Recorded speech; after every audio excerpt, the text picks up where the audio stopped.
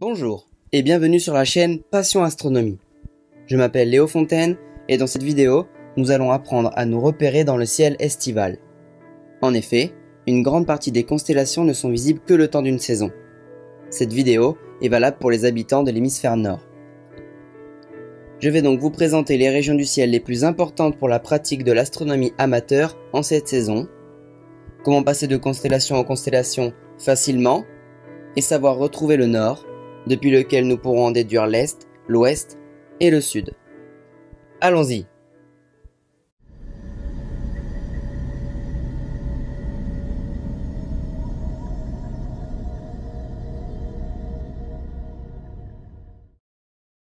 Très bien, donc nous voilà sous un joli ciel étoilé.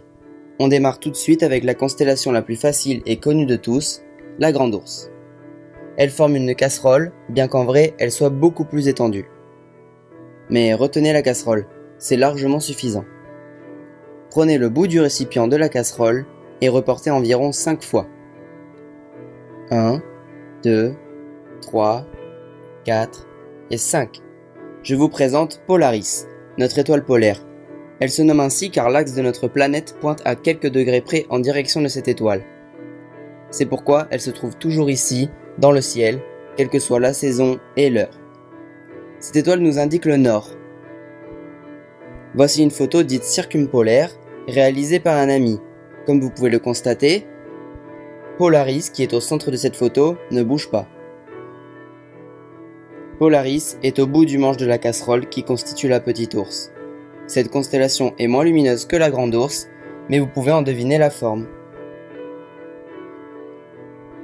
Maintenant, regardons en direction du sud, à l'opposé, et le plus haut possible dans le ciel, au zénith. Vous voyez là une étoile très brillante, la plus brillante du ciel d'été. Elle se nomme Vega et fait partie de la constellation de la Lyre. C'est le point de départ pour trouver une région du ciel très connue des astronomes amateurs, le triangle de l'été. Le triangle de l'été se compose donc de Vega de la Lyre, mais aussi de Neb, du Cygne, ainsi que Altaïr, de l'Aigle. Bravo, vous venez de trouver la région du ciel la plus importante de l'été.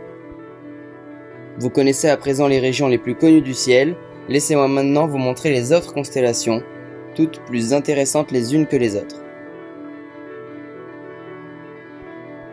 Revenons sur la Grande Ourse. Tout d'abord, entre la Grande Ourse et la Petite Ourse, se faufile une des constellations les plus étendues du ciel, le Dragon. Bien que peu lumineuse, c'est une constellation de plus à ajouter à votre répertoire. De plus, elle contient un des objets les plus beaux du ciel profond. Mais ça, c'est le sujet d'une prochaine vidéo. Parfait, maintenant que vous êtes un astronome aguerri, projetez le manche de la grande casserole, vous tombez sur Arcturus. C'est une étoile rouge très brillante. Elle se trouve à 37 années-lumière. Ça veut dire que vous l'observez telle qu'elle était il y a 37 ans, car les informations transcrites par la lumière mettent 37 ans à nous parvenir. Ça paraît beaucoup, mais c'est en réalité assez proche dans l'espace. C'est pour ça qu'elle brille tant dans le ciel. Quasiment l'entièreté de ce que vous observez à l'œil nu fait en fait partie de notre galaxie, la Voie lactée. Arcturus, de la constellation du Bouvier, qui ressemble à un cerf-volant. En dessous du Bouvier se trouve Spica, de la Vierge. Je vous la dessine à présent.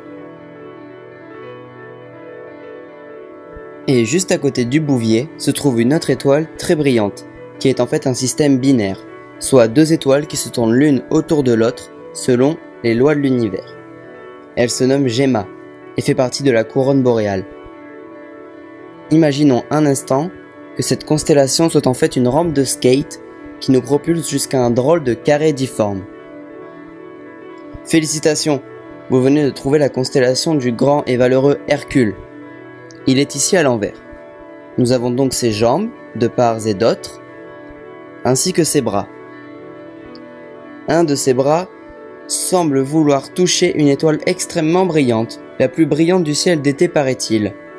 Et oui, vous venez de retomber sur Vega, et depuis Vega, vous savez maintenant trouver le Cygne et l'Aigle, grâce au triangle de l'été.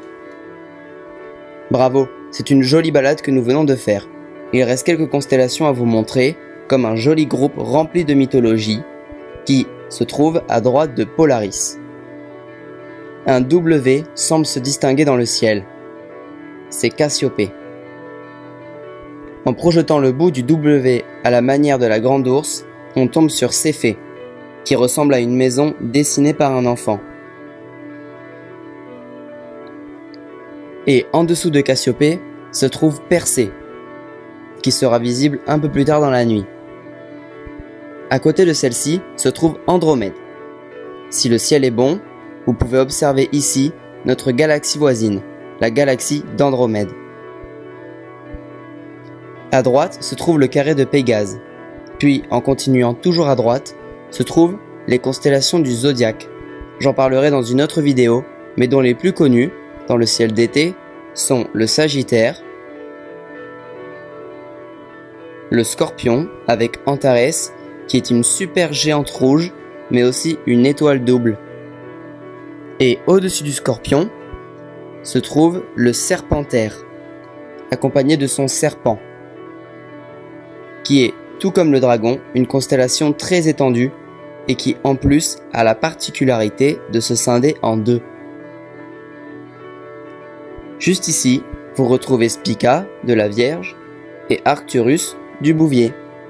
Félicitations, c'est une jolie balade que vous venez de faire et vous savez maintenant passer de constellation en constellation. Je vous propose d'en refaire un petit tour avec le dessin cette fois-ci des constellations.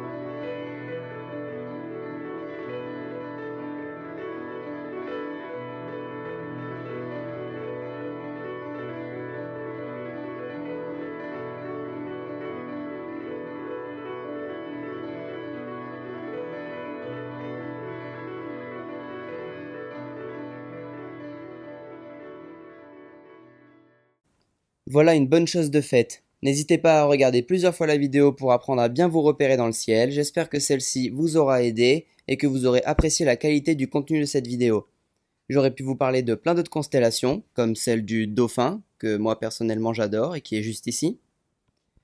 Mais je vous laisse maintenant vous exercer avec les constellations les plus importantes et vous laisse le plaisir d'en découvrir bien d'autres.